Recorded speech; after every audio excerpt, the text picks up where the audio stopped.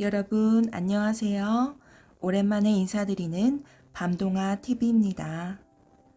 밤동아 찾아주시는 모든 분들께서 2023년에도 건강하시고 좋은 기운 가득하시길 바랍니다. 오늘도 준비한 옛 이야기 재미있게 들어주세요.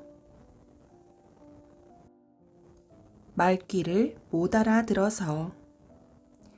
옛날에 욕심 많은 부자가 살았는데 얼마나 욕심이 많은지 무엇이든 손안에 들어오면 절대로 놓지 않고 누구에게 무엇을 빌려주면 꼭 2배, 3배로 되받았대요. 그뿐이면 괜찮게요. 이 사람은 관가에서 공물을 거두는 아전 일도 보았는데 나라로 들어갈 공물을 한 점, 2점 빼내어 날이 갈수록 재산이 느는 거예요. 그러나 꼬리가 길면 잡히는 법. 결국은 사또한테 들켜서 매를 50대나 맞게 되었지요. 부자는 겁이 덜컥 났어요. 누가 나 대신 맞을 사람이 없나? 옳지. 작년에 소장료를 못 낸 이서방을 대신 보내야겠군. 부자는 아침 일찍 이서방을 찾아갔지요. 살인문을 열고 들어서며 어이 이서방 안에 있나? 했어요. 그런데 이서방 부부는 보이지 않고 어린 아들만 마당에서 놀고 있는 거예요. 얘야, 너 참 귀엽게 생겼구나. 그래, 올해 몇 살이냐? 방금 잠자리가 날아갔어요. 아니, 이놈아, 몇 살이냐니까? 방금 잠자리가 날아갔다니까요. 이놈, 조그만 녀석이 어른을 놀리다니 혼이 나봐야 알겠느냐? 부자는 주먹을 을러대며 호통을 쳤어요. 아이는 뒤로 주춤 물러서서는 잠자리는 다리가 6개예요. 나도 6살이었는데 방금 날아갔다는 건 이제 7살이란 말이에요. 이놈아, 그런 걸 내가 어떻게 알겠느냐? 잠자리 다리가 4개인지 6개인지는 잠자리를 잡아본 너 같은 아이나 알지. 그건 그렇고 네 애미 애비는 어디에 갔느냐? 아버지는 낫을 가지고 밤을 밝히러 가셨고요. 어머니는 물에 빠진 놈 바지 벗기러 가셨어요. 부자는 또다시 부하가 났지요. 이놈 바른 대로 말을 못해? 어디로 무엇하러 갔냔 말이야? 아버지 어머니는 나한테 그렇게만 말했어요. 나도 몰라요. 아이도 화가 나서 톡 싸붙였지요. 그래 부자는 할 수 없이 그 집 살인문을 나서기는 했지만 알 수가 있나. 낫을 가지고 밤을 밝히러 갔다. 옳거니 알겠다. 나 모르게 수수밭에 가서 밤새워 수수를 다 베는 게야. 부자는 한달음에 수수밭으로 갔어요. 이서방, 이서방, 개 있는가? 개 있거든 어서 나오게. 죄는 묻지 않을 테니. 그러나 바람에 수수 잎만 흔들릴 뿐 기척이 없는 거예요. 부자는 높이 떠오른 해를 보며 점점 몸이 달았지요. 관가에서 자기를 잡으러 올 시간이 거의 다 되었거든요. 안 되겠다. 여편네라도 찾아봐야지. 그런데 물에 빠진 놈 바지 벗기로 갔다니? 누가 물에 빠졌을까? 부자는 강을 향해 달려갔어요. 강에 가보니 누가 있겠어요? 아무도 없지요. 도대체 물에 빠진 놈도 여편네도 없으니 어떻게 된 일인가? 부자는 몸이 달아 괜히 이서방, 이서방 하고 소리쳐 보지만 모두 헛일이지 뭐예요.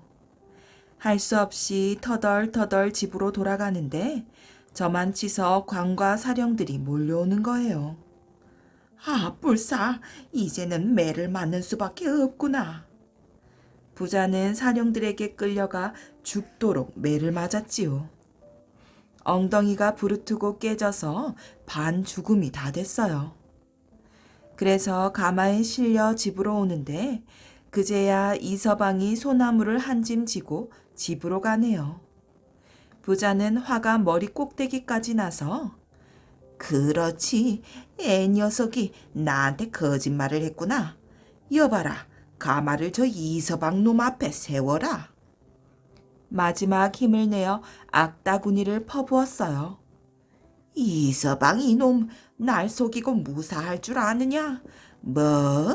낫을 가지고 밤을 밝히러 갔다고?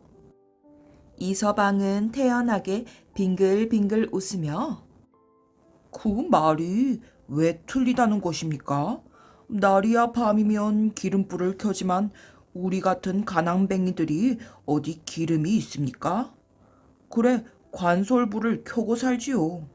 낫을 가지고 밤을 밝히러 갔다는 말은 바로 산에 관솔을 하러 갔다는 말이지요. 하는 거예요. 그러고 보니 정말로 지게 꼬리에 관솔을 해 담은 주머니가 대롱대롱 매달려 있지요. 이러니 부자는 아무 할 말이 없었어요. 그러면 물에 빠진 놈 바지 벗기러 갔다는 말은 도대체 무엇이냐? 그것도 모르나요? 날이야 늘 이 밥에 고깃국을 먹지만 우리네야 명절날에도 보리밥 한 끼 마음껏 먹기가 어디 쉬운 일입니까? 물에 빠진 놈 바지 벗기러 갔다는 건 바로 보리방아를 찌우러 갔다는 말입니다. 보리는 물에 담갔다가 껍질을 벗겨야 하니까요. 부자는 멋쩍어 할 말이 없으니까 괜히 역정을 내는 거예요. 이놈아, 그런 걸 내가 어떻게 알겠느냐? 가난뱅이 살림을 해본 너희들이나 알지. 가마에 실려가는 부자의 꿍꿍 앓는 소리가 멀어지자 이서방은 가난뱅이들을 못살게 굴더니 꼴 좋게 됐군 하며 소나무 짐을 지고 집으로 돌아왔답니다. 호랑이가 중매한 이야기.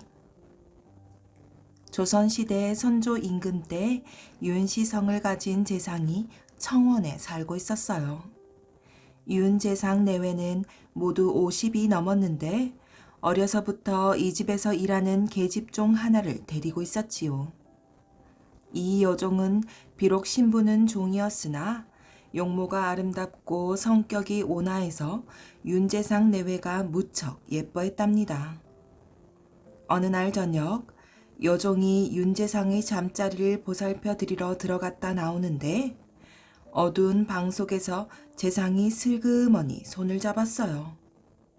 어머나! 여종은 소리도 크게 못 내고 얼른 방을 나와 자기 방으로 들어갔지요. 세상에, 재상 어른이 이럴 수가. 이 모두가 천한 몸으로 태어나 남의 집 종 노릇을 하기 때문이다. 이 억울한 일을 누구에게 호소한단 말인가? 여종은 흐느껴 울다가 눈물을 닦았어요. 그런 다음 재상 부인의 방을 찾아갔지요. 마님, 쇳내는 목숨을 끊을 수밖에 없습니다. 아니, 얘야 그게 무슨 말이냐? 잠에서 깨어난 재상 부인은 자기 무릎 앞에 엎드려 서럽게 흐느껴 우는 여종을 보며 물었어요. 여종은 조금 전에 있었던 일을 울면서 아뢰었지요. 그러하오니 쇳내가 만일 대감의 명에 복종치 않으면 필경 무서운 매의 죽음을 당할 것이 없고 명을 따르자니 쇳내는 마님의 은혜를 저버리게 되오니 죽는 길밖에 다른 방도가 없사옵니다. 너의 말을 듣고 보니 정말 딱한 사정이구나. 그러나 사람이 어찌 목숨을 부질없이 끊을 수야 있겠느냐. 내 너의 딱한 사정을 생각해서 이 폐물을 줄 것이니 요긴하게 쓰거라. 대감님이 일어나시기 전에 이곳을 떠나는 것이 좋겠다. 어디를 가든지 잘 살도록 하여라. 고맙습니다, 마님. 이 은혜 잊지 않겠습니다. 여종은 캄캄한 밤 난생 처음 재상집 밖을 나왔어요. 아무것도 보이지 않아 헤매다가 새벽녘에야 간신히 남문을 지나 정처 없이 가는데 얼마 가지 않아 강물이 앞을 가로막았어요. 그곳은 남한강이었지요. 여종은 우두커니 서서 강물만을 하염없이 바라보고 있었어요. 그때 조용한 새벽 공기를 가르며 말방울 소리가 들려오더니 웬 사나이가 여종 곁으로 다가왔어요. 너는 어디에 사는 처녀이기에 이른 새벽 홀로 강가에 나와 서성거리느냐? 저는 슬프고 원통한 일이 있어 이 강물에 몸을 던져 죽으려 하옵니다. 보아하니 아직 처녀의 몸인 것 같은데 아까운 목숨을 헛되이 끊으려 하는가? 그대의 용모가 아름답고 거동이 단정한 듯하니 나와 함께 가도록 하자. 내가 아직 장가를 안 들었으니 나와 백년 가약을 맺는 것이 어떠하겠느냐? 여종은 이 말을 듣고 사나이를 쳐다보며 고개를 끄덕끄덕했어요. 사나이는 여종을 말의 뒤에 태워 어디론가 사라졌지요. 그로부터 세월은 흘러 어언 30년이 지났답니다. 윤재상 부부는 세상을 떠났고 그 아들도 죽고 손자 하나가 남았는데 이때쯤에는 가산이 기울어 생계가 어려운 형편이었어요. 재상의 손자인 윤생원은 가난을 면해보려고 여러 가지로 노력을 했지만 가산은 더욱 기울어가기만 했지요. 혹시 할아버지 때 부리던 노비들이 각지에 흩어져 살고 있으니 그들을 찾아가서 도움을 얻을 수 있지 않을까? 어느 날 윤생원은 이런 생각을 하고는 집을 떠나 예전의 노비들을 찾아갔어요. 너희들은 모두 지난날 우리 선조의 노비들이었으니 예정을 생각해서 내게 얼마씩 내놓도록 하여라. 이 말을 들은 예전의 노비들은 윤생원 앞에서는 그렇게 하겠다고 했으나 속으로는 대단히 화가 나 있었어요. 그래서 그날 밤 윤생원이 잠자고 있는 틈을 노려 윤생원을 죽이려고 하였지요. 윤생원은 잠자리에 누워있다가 그 기미를 알고 크게 놀라 뒷문으로 겨우 빠져나갔어요. 막다른 골목에서 어느 집 울타리를 넘어 산골짜기에 이르니 난데없이 호랑이 한 마리가 웅크리고 있다가 도망치는 윤생원을 물고 어디론지 달려갔어요. 호랑이는 윤생원을 물고 가다가 어느 곳에 이르러 그를 땅에 내려놓았지요. 호랑이는 윤생원의 옷만을 물었기 때문에 몸에는 아무런 상처도 없었답니다. 정신을 잃고 쓰러져 있는 윤생원 옆에 호랑이는 가만히 앉아 있었어요. 그곳은 어떤 으리으리한 집 대문 앞이었지요. 아니, 여기가 어디지? 윤생원은 대문을 열고 밖으로 나오는 사람의 기척에 놀라 비로소 정신이 들었답니다. 아니, 호랑이잖아. 나왔던 사람이 쏜살같이 들어가 온 집안 사람들을 동원해 몽둥이를 들고 나오니 호랑이는 저만치 달아나 버렸어요. 사람들은 앉아있는 윤생원을 부축해서 집 안으로 데리고 들어갔지요. 왜 이렇게 소란들이냐? 이때 나타난 이 집 노마님이 시끄러워서 밖으로 나왔다가 윤생원을 물끄러미 살펴보더니 말했어요. 저분을 사랑방으로 공손히 모시어라. 잠시 후 이 집 노마님이 사랑방에 들어와 윤생원을 보고 말했어요. 젊은이의 얼굴 모습을 살펴보니 아무래도 너무 눈에 익은 얼굴이요. 혹시 젊은이는 청원 윤재상 댁 장손으로 아명이 칠성이가 아니요? 예? 아니 어떻게 제 아명을 아십니까? 부인은 뉘십니까? 부인은 눈물을 글썽이면서 윤생원의 손을 꼭 잡았어요. 나는 어렸을 때부터 윤재상 댁에서 여종으로 살았지요. 그러다가 일이 생겨 그곳을 떠났지만 서방님 조모 되시는 어른의 은혜를 잊을 수 없었습니다. 내가 오늘날 남부럽지 않게 아들, 딸 낳고 살아가게 된 것도 그분 덕분이지요. 이제 30여 년이 흘렀으니 대감 내외부는 세상을 떠난 지 오래되었을 것이나 서방님은 어쩌다 그런 화를 당하게 되셨는지요. 윤생원은 그간에 일어났던 일들을 하나도 숨김없이 모두 이야기했어요. 아마도 그것은 호랑이를 통하여 나로 하여금 조모 되시는 어른의 은혜를 갚으라고 하신 듯합니다. 부인은 이에 여러 자식들을 불러 말했어요. 이 서방님은 지난날 나의 상전이니 너희들은 정중하게 인사를 올려라. 그리고는 윤생원을 융성하게 대접했지요. 이 집의 아들들은 모두가 대장부로서 많은 재산을 지니고 있어 인근 고을에까지 그 권세가 당당하였어요. 그런데 지금 와서 어머니의 옛 상전이 나타났으니 만일 이 일을 남이 알면 큰 수치였지요.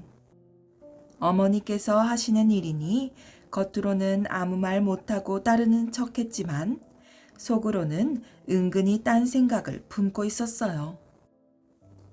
윤생원은 며칠 동안 대접을 잘 받으며 편안하게 지냈지만 집의 일이 궁금해졌어요. 이제는 집에 돌아가야 하겠습니다. 며칠만 더 참으십시오. 서방님, 조금만 더 있다 가십시오. 그날 밤 부인은 윤생원이 자는 방에 아무도 모르게 들어왔어요.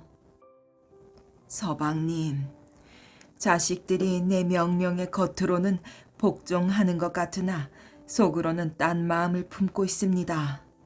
서방님이 혼자 가시다가는 도중에 혹 어떤 화를 당할지 모르니 잘 생각하십시오. 그럼 제가 어찌하면 좋겠습니까?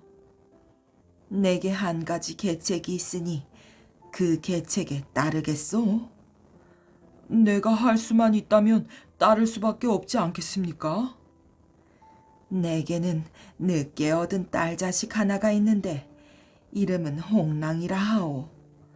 홍랑을 서방님에게 맡겨 소시를 삼게 했으면 하오.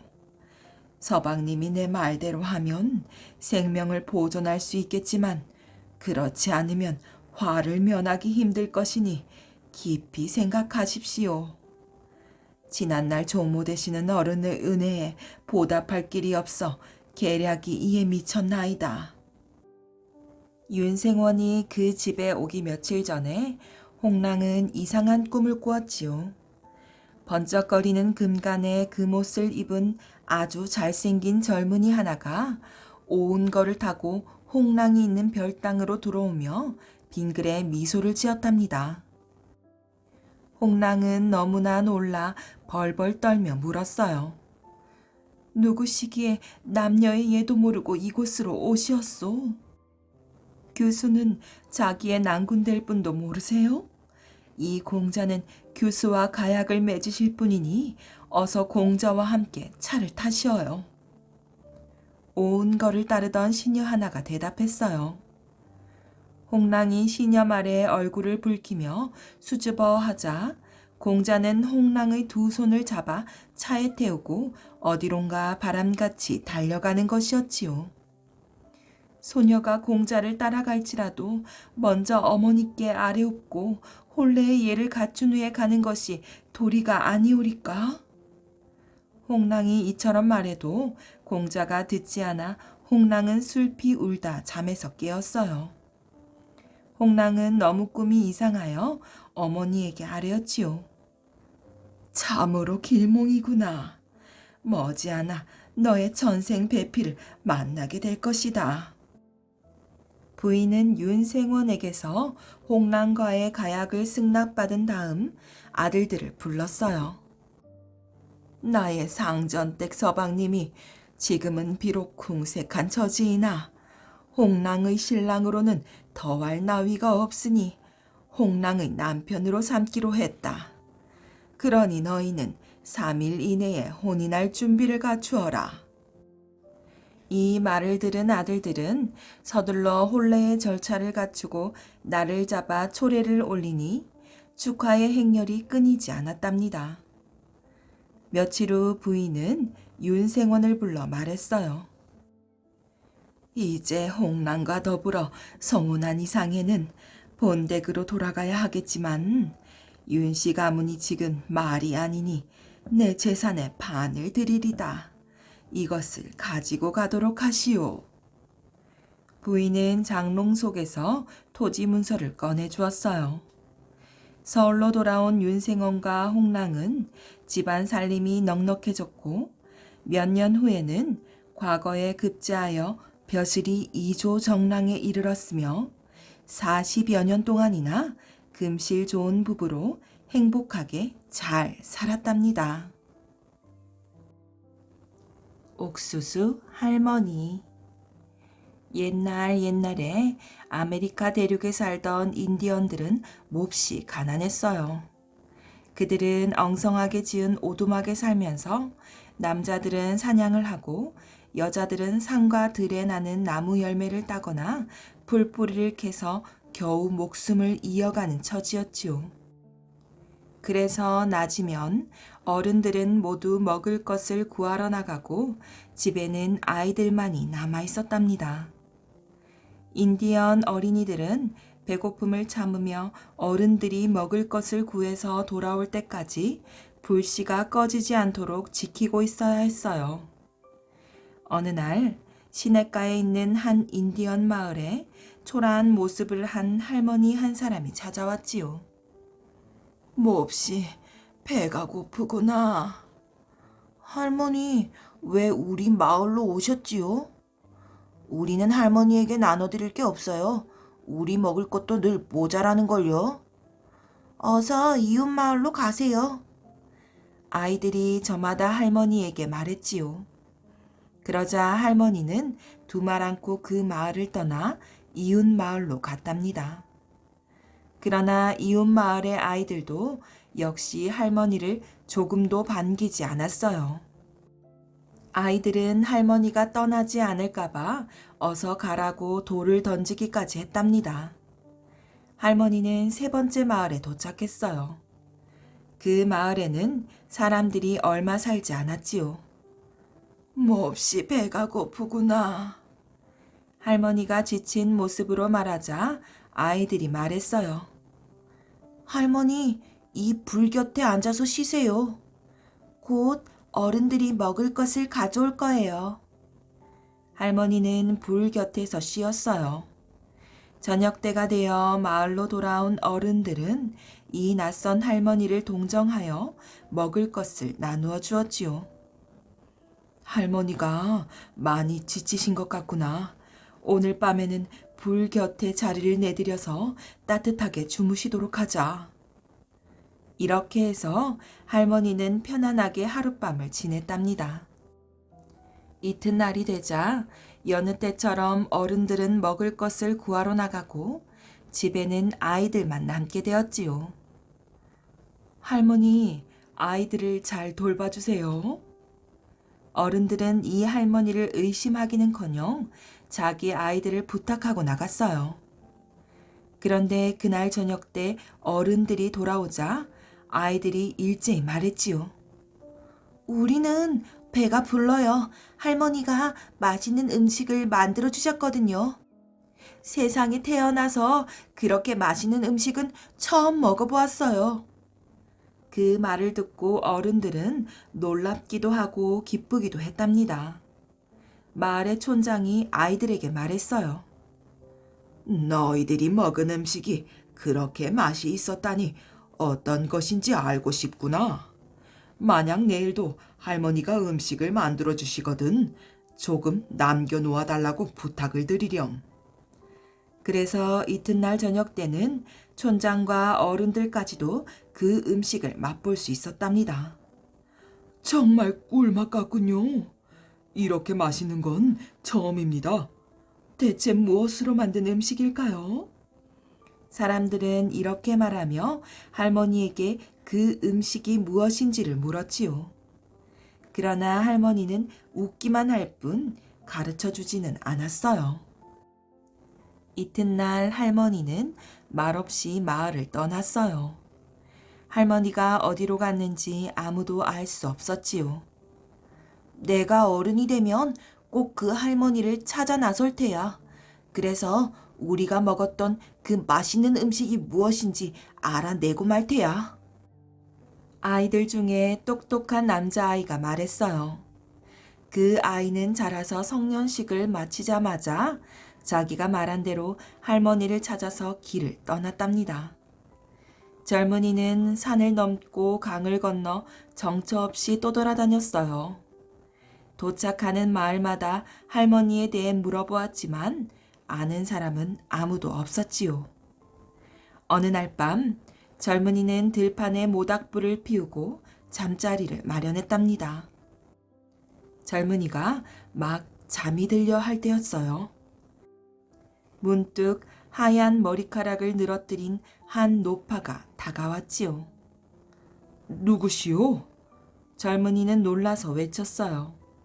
그러나 자세히 보니 그 노파야말로 청년이 그토록 찾아 헤맸던 할머니였어요. 할머니, 다시 만나게 되어 얼마나 기쁜지 모르겠습니다. 나도 기쁘구려.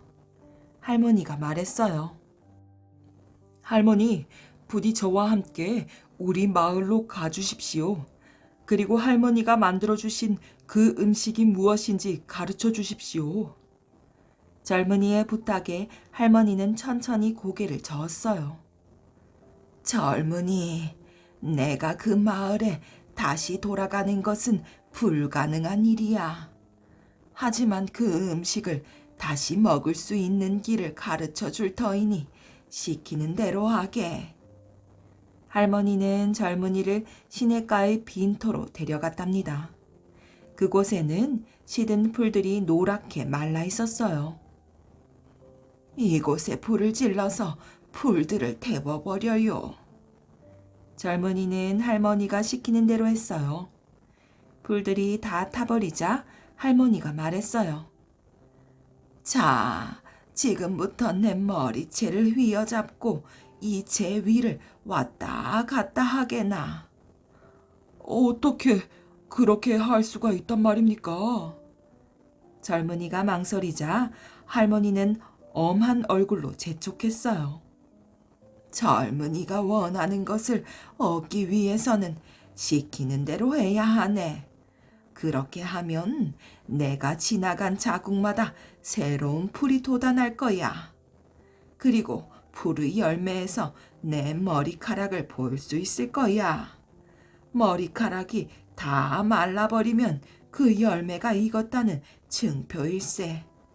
앞으로 그 열매를 중요한 곡식으로 사용하게나.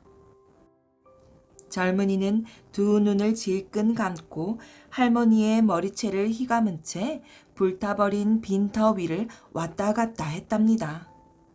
그 일이 끝났을 때 할머니는 이미 어디론가 사라져 찾을 수 없었지요.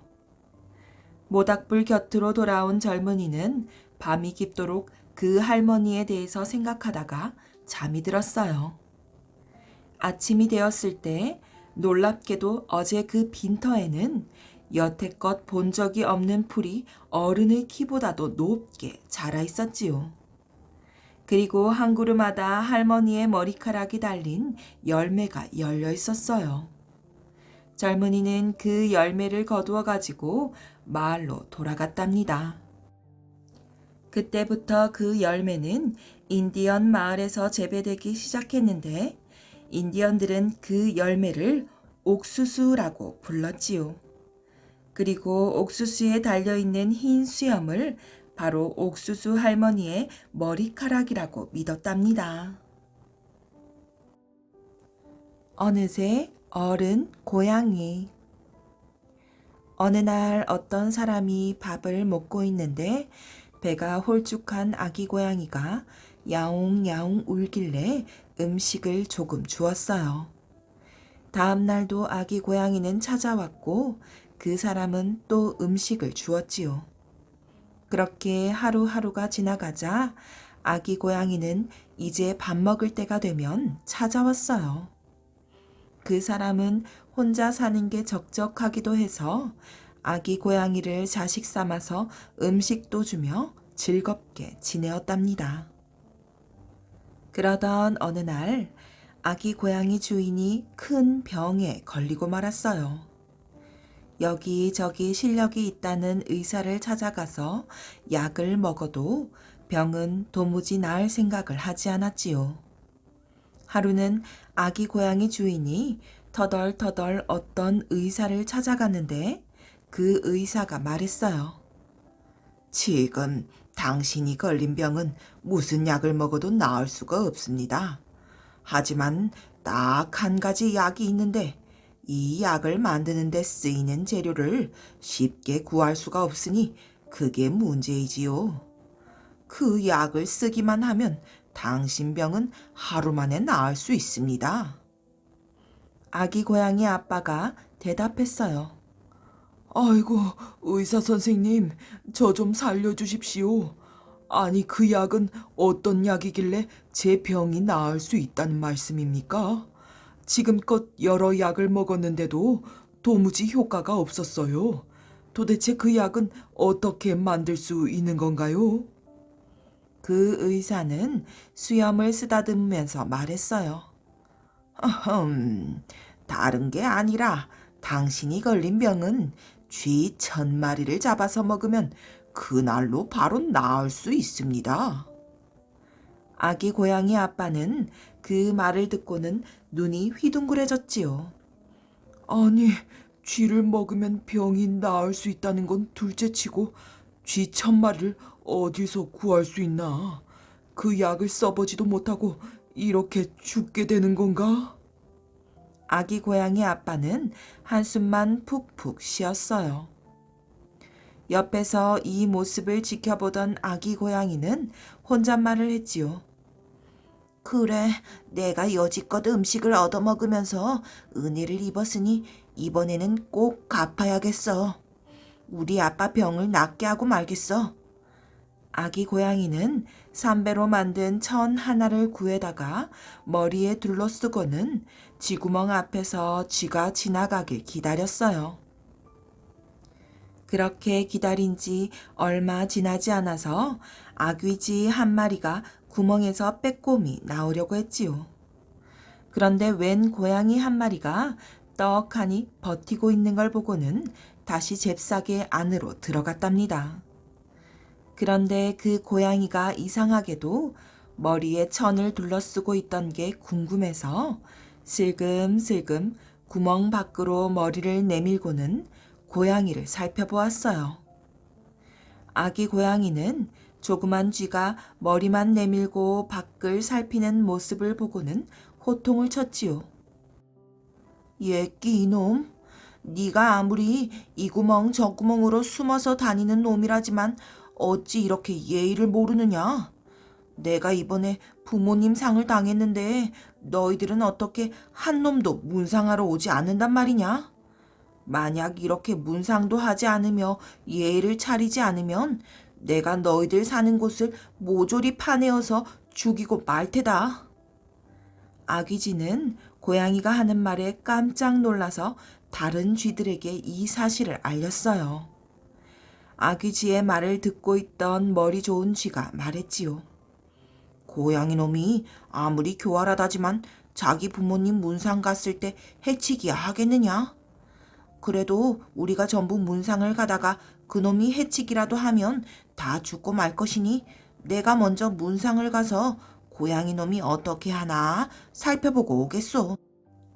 머리 좋은 쥐가 구멍을 나가서 아기 고양이 앞으로 갔지만 아기 고양이는 조금도 해치려고 하지 않았어요. 오히려 공손하게 두 손을 모으고 기다리고 있었지요. 머리 좋은 쥐는 그제서야 마음을 휴 놓고는 절을 하며 예의를 갖추었답니다. 그렇게 문상을 마치고 돌아와서는 다른 쥐들에게 말했어요. 방금 문상을 다녀왔는데 오히려 공손히 나를 기다리고 있었어. 내가 무사히 돌아왔으니 우리 모두 문상을 가도 될 듯 싶다. 머리 좋은 쥐가 하는 말에 다른 쥐들도 안심해서는 모두 고양이에게 문상을 갈 채비를 했답니다. 그렇게 줄줄줄 구멍에서 나오니 그 모습이 또 볼만했어요. 어둑어둑한 밤이 되어서야 이 구멍 저 구멍으로 다니는 쥐들이 해가 쨍쨍 내리쬐는 낮에 밖으로 나오다니요. 쥐들은 옹기종기 고양이가 있는 넓은 마당으로 나갔어요. 그렇게 많은 쥐들이 찍찍거리면서 마당에 있으니 아기 고양이가 말했어요. 이렇게 우리 부모님 문상을 오신 그대들에게 감사합니다. 자, 그러면 인원이 많기도 하니 제가 야옹 하고 울면 한꺼번에 절을 하는 것이 어떠하겠습니까? 쥐들은 한 번에 할 수 있어서 좋다며 찍찍거렸어요. 아기 고양이가 은근한 미소를 지으면서 야옹 하고 울자 쥐들이 한꺼번에 절을 하기 시작했지요. 그런데 그때 마당 여기저기에 숨어있던 아기 고양이 친구들이 나타나서는 절을 하고 있던 쥐들을 잡기 시작했어요. 쥐들은 깜짝 놀라 도망가려 했지만 마당은 훤하게 트여 있어서 얼마 도망가지도 못하고 고양이들에게 잡혔답니다. 아기 고양이와 친구들은 그렇게 쥐를 수천 마리나 잡아서는 마당에 늘어놓았어요. 저녁이 되어서야 집으로 돌아온 아기 고양이의 아빠는 마당에 있는 쥐 수천 마리를 보고는 깜짝 놀랐지요. 하지만 곧 기쁜 마음으로 쥐 1000마리를 가지고 약을 만들어서는 먹었답니다. 아기 고양이 아빠는 약을 먹고 나자 병이 순식간에 나았어요. 아기 고양이 아빠가 다시 건강을 되찾은 모습을 보고는 아기 고양이는 안심하고 어디론가 가버렸어요. 그런데 떠나는 아기 고양이의 뒷모습을 보니 그동안 음식이나 받아먹고 재롱을 피우던 아기 고양이가 아니라 어느새 듬직한 어른 고양이가 되었다는 걸 알 수 있었답니다. 개구리가 준 동이. 옛날에 어떤 사람이 과거를 보려고 길을 떠났거든요. 하루를 걷고 이틀을 걸어 100리쯤 갔을까? 어떤 마을을 지나다 보니 오랫동안 비가 오지 않아 논이 다 말랐더래요. 모내기를 하려고 논은 삶아 놓았는데 물이 있어야지요. 방죽이 하나 보이기는 하는데 그 많은 논에 물을 대기엔 턱없이 모자랐어요.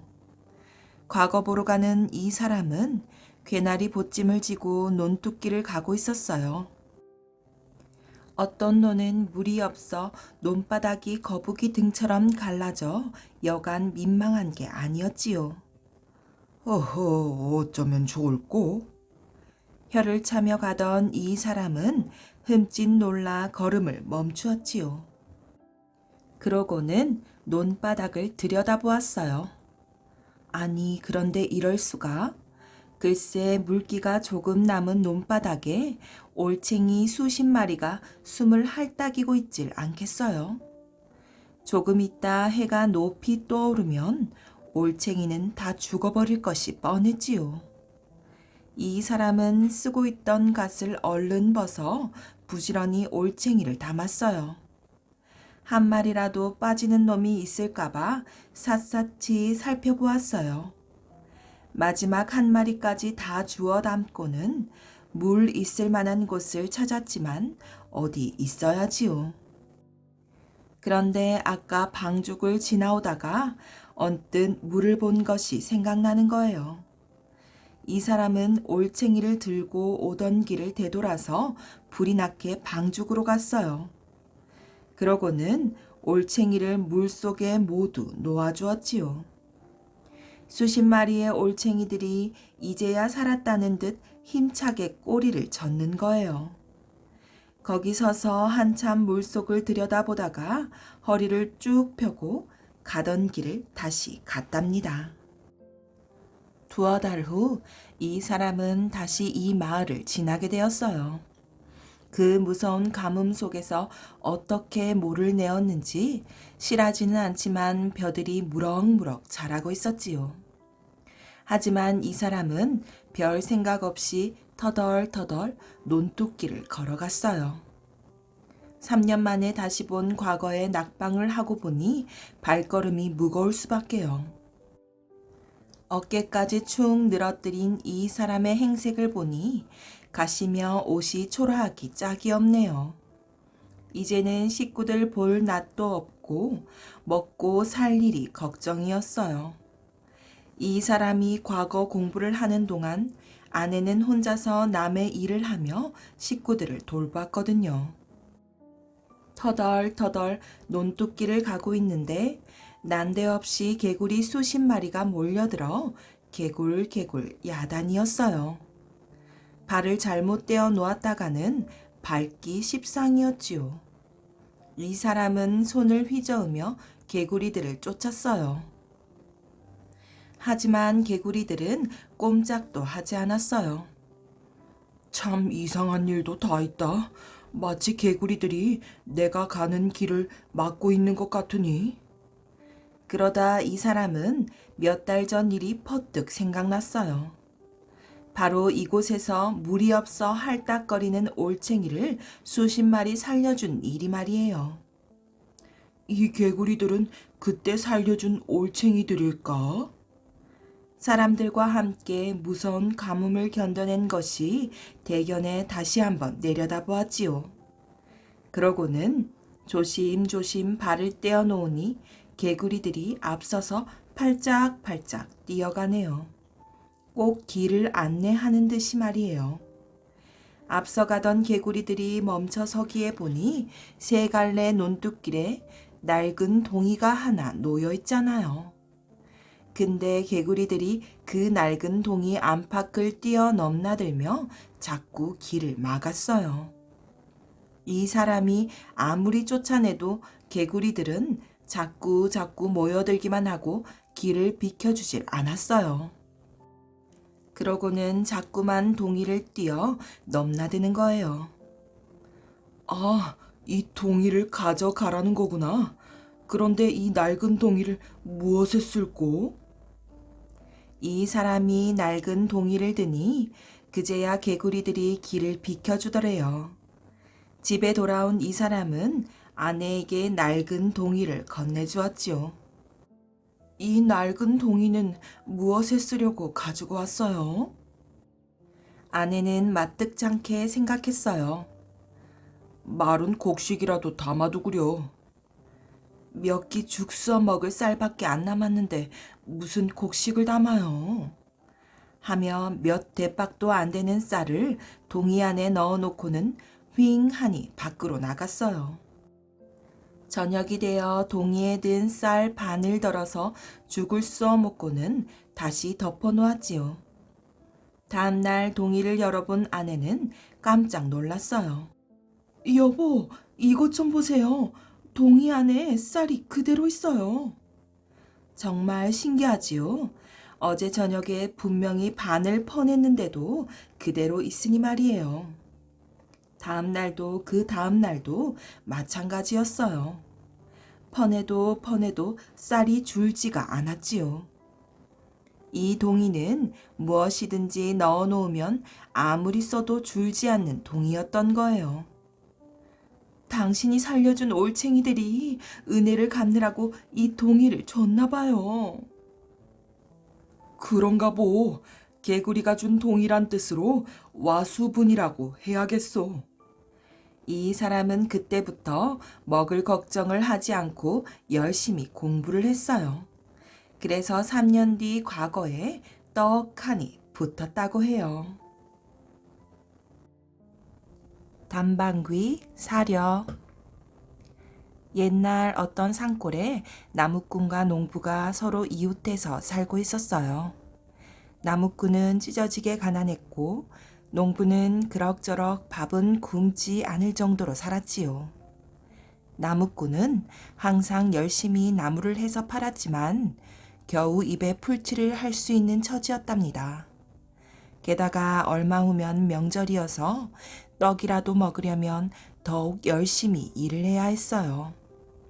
나무꾼은 농부집에 찾아가 부탁했답니다. 이복에 돈 좀 꿔줄 수 있나?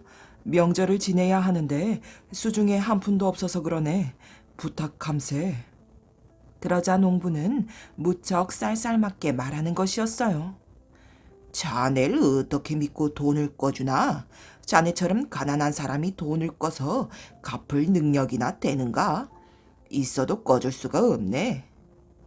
나무꾼은 돈을 꾸러갔다가 그게 창피만 당하고 말았답니다. 하는 수 없이 나무꾼은 산에 나무를 하러 올라갔어요. 나무꾼은 나무를 한참 하다가 좀 쉬며 경치라도 감상하려는 요량으로 나무 밑에 앉았답니다. 그런데 어디선가 짐승 우는 소리가 들려왔어요. 나무꾼이 어디서 나는 소리인가 하고 주위를 두리번거리는데 저쪽 덤불 숲 속에서 노루가 덫에 걸려 버둥거리고 있는 것이었어요. 아유, 가엾은 것, 덫에 걸려서 울고 있었구나. 나무꾼은 노루가 가엾어서 덫을 풀어주었지요. 그러자 노루는 고맙다고 인사를 하듯 나무꾼 주위를 한 바퀴 돌더니 휙 하고 숲속으로 사라졌어요. 네 신세나 내 신세나 비슷한 것 같구나. 동변상련이라고나 할까. 나무꾼은 노루가 사라진 숲을 바라보며 혼잣말을 중얼거렸답니다. 그러고는 나무단 옆에 벌렁 누워서 하늘을 보며 한숨을 푹 내쉬었어요. 아이고 내 팔자야. 일을 아무리 열심히 해도 가난에서 벗어나지 못하는구나. 나무꾼은 혼자 신세 타령을 하다가 스르륵 잠이 들었답니다.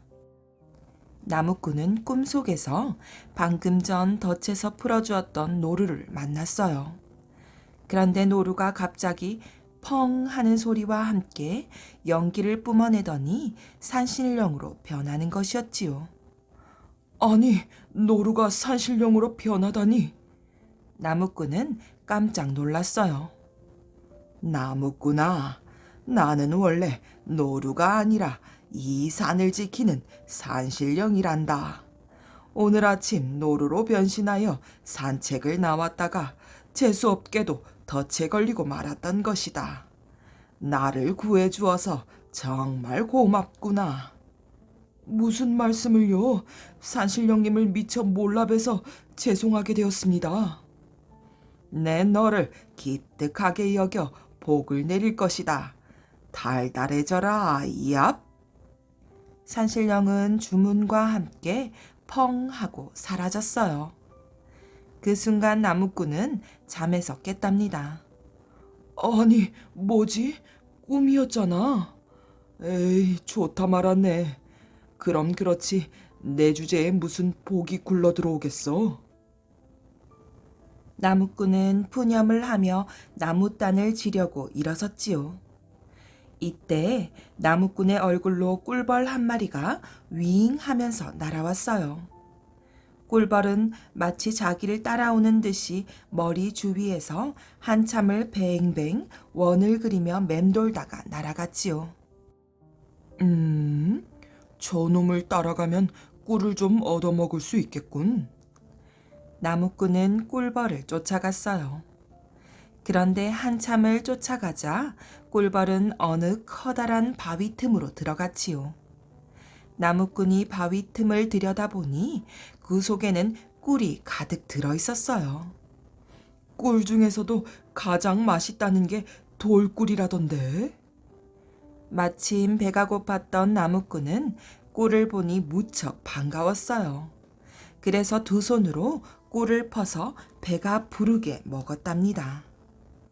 나무꾼은 너무 꿀을 많이 먹었는지 배가 불러서 걸음도 제대로 못 걸을 지경이었어요.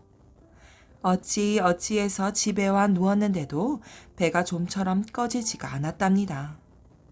그래도 실컷 먹고 난 후라 나무꾼은 마냥 행복했어요. 아, 너무 많이 먹어 속이 불편할 때가 다 있네. 매일 배에서 꼬르르 가는 소리만 났었는데. 나무꾼은 웃으며 툭 붉어진 배를 손으로 주물럭거렸답니다. 그러자 엉덩이에서 방귀가 뿌웅 하고 터져 나왔지요. 그런데 꿀을 먹고 방귀를 뀌어서 그런지 방귀 냄새가 구리지 않고 신기할 정도로 아주 달았어요.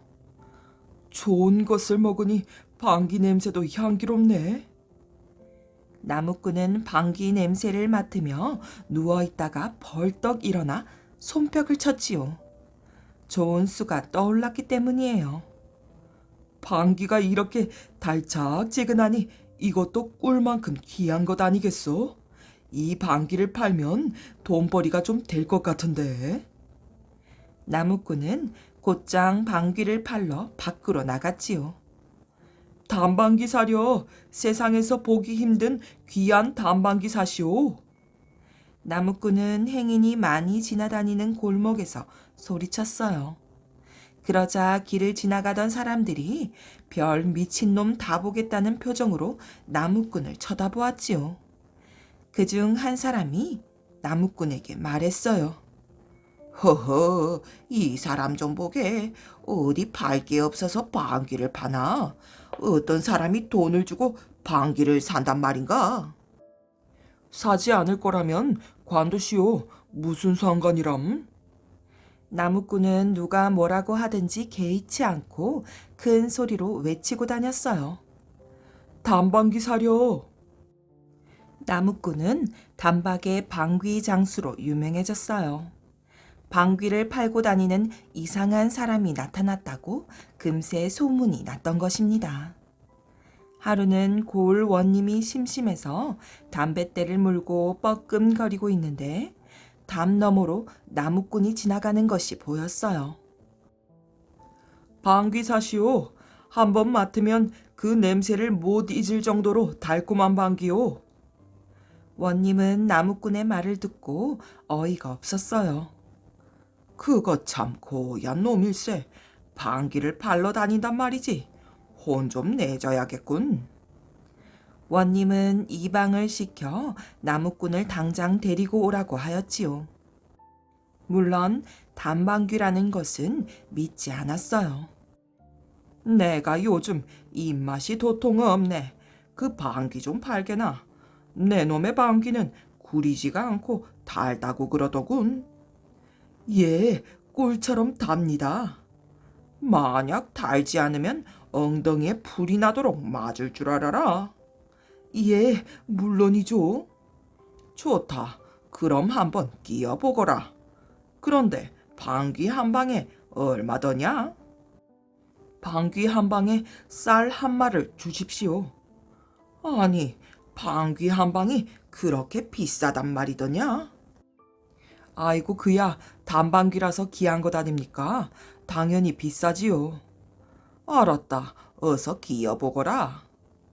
원님의 말이 떨어지기 무섭게 방귀장수가 원님의 코앞에다 엉덩이를 갖다 대고는 뿡 하고 아주 길게 방귀를 한 방 끼었어요.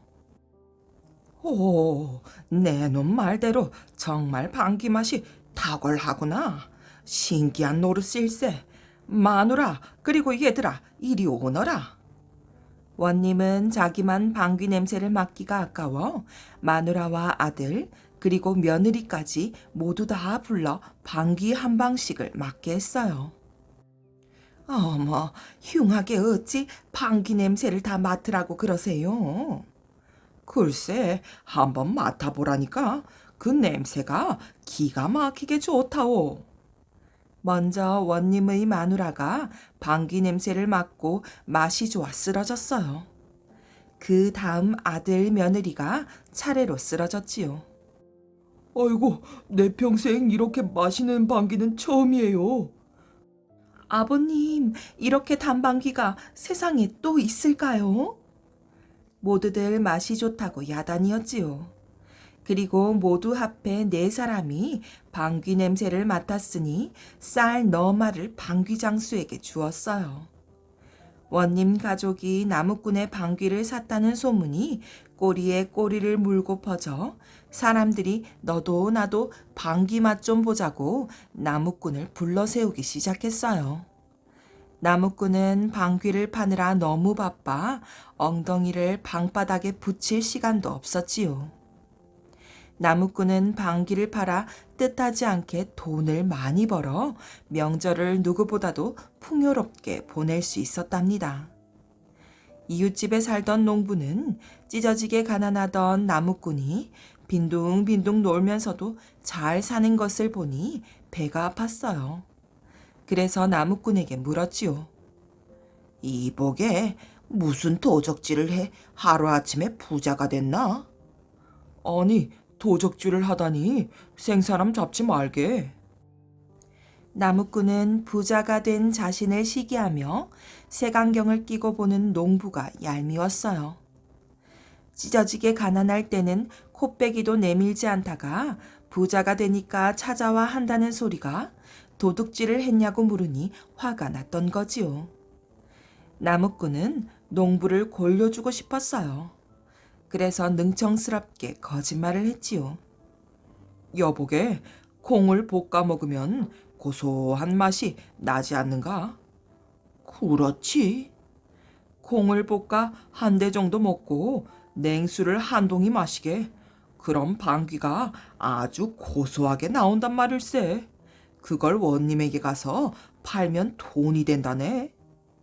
농부는 아무 생각 없이 나무꾼의 말을 진담으로 믿고 집에 가자마자 콩을 볶아 먹고 찬물을 들이켰어요. 그러자 뱃속이 부글부글 끓어오르고 곧 방귀가 나올 것 같았지요. 아, 이제 고소한 방귀가 나온단 말이지. 배가 아팠지만 돈을 벌 수 있다는 생각에 신이 난 농부는 뒤틀리는 배를 움켜잡고 원님에게 달려갔어요. 원님, 원님, 어서 빨리 나와 제 방귀 좀 사십시오. 농부는 엉덩이에 힘을 주어 방귀를 억지로 막으며 큰 소리로 원님을 불렀어요. 아니, 어떤 놈이 이리 소란스럽게 구는 것이냐? 아이고, 급합니다요. 빨리 나오셔서 방귀 좀 사십시오. 늦게 나오시면 방귀가 다 셀 것 같습니다. 농부가 다급하게 말하자 원님은 이번에도 단방귀를 맞겠구나 생각해서 식구를 모두 모이게 했어요. 자, 줄을 서서 차례대로 방귀 냄새를 맡도록 하거라. 우선 나부터 맡을 것이니. 원님이 맨 앞으로 나서서 농부의 엉덩이에 코를 갖다 댔어요. 원님도 참 그리 멀찌감치 코를 대면 방귀가 옆으로 다 새어나가니 아깝잖아요. 엉덩이에다가 바짝 갖다 대셔야지요. 그러자 원님은 코를 아예 농부의 엉덩이 사이에 박았어요. 자, 좋습니다. 나옵니다. 나와요. 농부는 이렇게 말하더니 자기 배를 쿡 눌렀어요. 그러자 뿌지직하고 바람 새는 소리가 크게 나더니 고약한 냄새가 원님의 코를 찌르는 것이었어요. 아니, 이건 설사가 아니더냐. 원님은 설사 때문에 얼굴이 노랗게 되어 뒤로 벌렁 자빠졌어요. 콩을 한 대나 먹고 또 냉수를 한 동이나 마셔댔으니 설사가 나오는 것이 당연했지요. 원님은 갑작스럽게 똥벼락을 맞아 숨을 쉬지도 못하고 얼굴을 손으로 감싸며 땅바닥을 뒹굴었어요. 아이고, 이제 나 죽었네. 기겁을 한 농부는 걸음아 나 살려라 주랭랑을 놓았답니다. 이야기 잘 들으셨나요? 저는 오늘 이야기 중에 옥수수 할머니라는 미국의 전래 동화를 재미있게 읽었답니다. 미국의 옥수수 농장들이 아주 많이 있다는 사실을 연상하게 되는 이야기였지요. 또한 은혜를 베풀면 복을 받는다는 것은 동서양을 막론하는 진리이구나를 깨닫는 이야기이기도 했답니다. 그 외에도 말귀를 못 알아들어 꾀를 부리려다 실패한 부자 영감 이야기도 재미있었고, 단방귀를 팔아 부자가 된 나무꾼의 이야기도 웃음을 자아내었지요. 2023년에도 더 재미난 옛 이야기 많이 수집해 오겠습니다. 오늘 밤도 밤동화를 찾아주셔서 감사합니다. 편안한 밤 되세요.